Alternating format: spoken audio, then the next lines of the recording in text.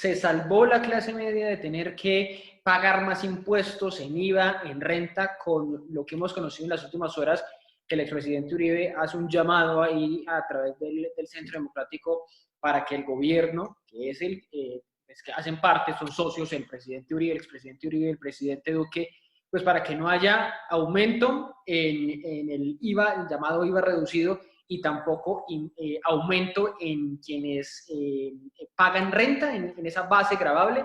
Nos salvamos, se salvó la clase media con esa posibilidad. Es el mismo sainete de todos los años, Ricardo. ¿Cuál es el sainete? Acuérdese que las reformas tributarias son el arte de desplumar al ganso para que no chille demasiado, decía un ministro de un rey de Francia. ¿Sí? ¿Cuál es el sainete? Entonces el gobierno presenta una reforma tributaria horrorosa. Los amigos del gobierno entonces salen y hacen el sainete de que no les gusta la reforma tributaria ultra horrorosa. Y entonces la dejan en horrorosa y les quedamos debiendo el favor.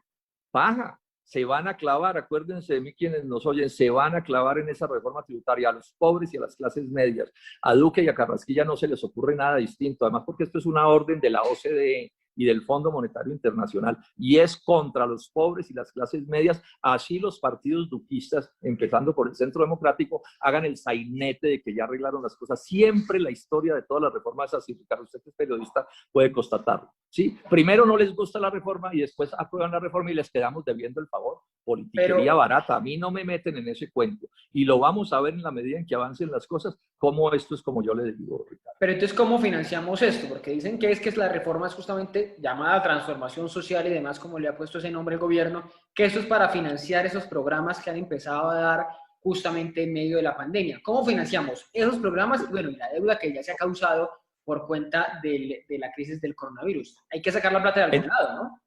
Sí, pero en todo caso no puede ser quitándole el pan de la boca a los más pobres, ni quitándole el pan de la boca a las clases medias. Entre otras razón por esto, eso es una reforma también antieconomía de mercado.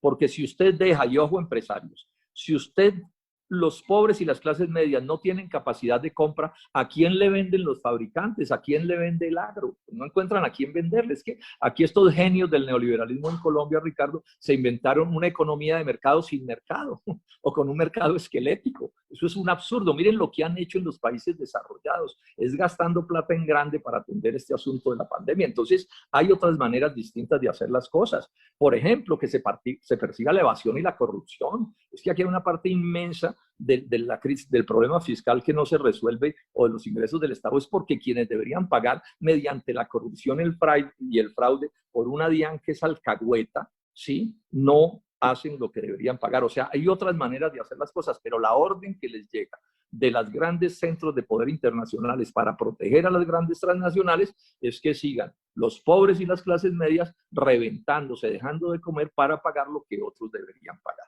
Pues de eso, del golpe, del posible golpe a la clase media, vamos a hablar aquí unos minutos con nuestros opinadores. Senador Robledo, muchísimas gracias por atendernos estos minutos y mucha suerte en lo que viene.